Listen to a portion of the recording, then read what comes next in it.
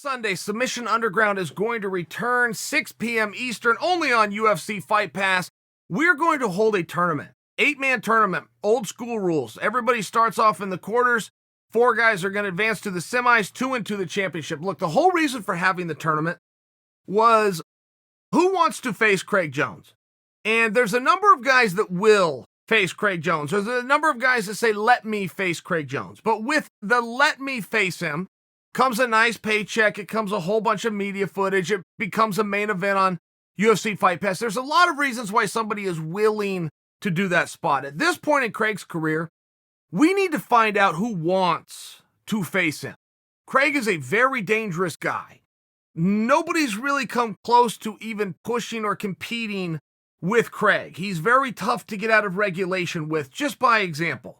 He's never been in danger in there. He's always the offensive guy, but it does come down when you have somebody under contract that is dangerous. That's a completely different word than good or effective or tough or strong.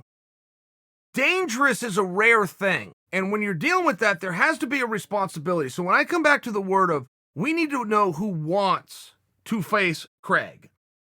We're using the word want with the assumption in mind that you want to take him on because you believe you can beat him. You want to take him on because you believe you have studied him and you believe that you have the skills and the strategies needed to first and foremost protect yourself. And second, to be the one to dethrone him.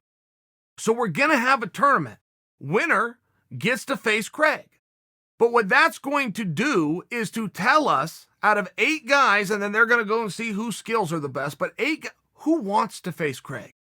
Not who's willing to get the opportunity and all of the nice things that come along with it. Who wants to face him? And the tournament's going to be very simple, guys. Whoever comes out of that thing is going to be handed $10,000 for their efforts that night. They're then going to be given an offer to take on Craig. That comes with another financial reward, but that's not what it's about for us. We just want to know who wants it. And I'll tell you now, for everybody that's calling and begging, if you don't enter the tournament, you're not getting Craig. The next guy to get Craig will be the guy that wins the tournament. Should he turn it down, or should he take the match and come up second? Whoever was in the finals with him is going to be given the opportunity to face Craig. We will then turn to the semifinalists. If you do not enter the tournament, you're not getting Craig. We need guys who want to do this. They want to, and we're going to trust you. If you come out just like you come out and say you're a black belt because you got some coach to say you're a black belt, okay, great. Cool in the gang with me, we'll take you at your word.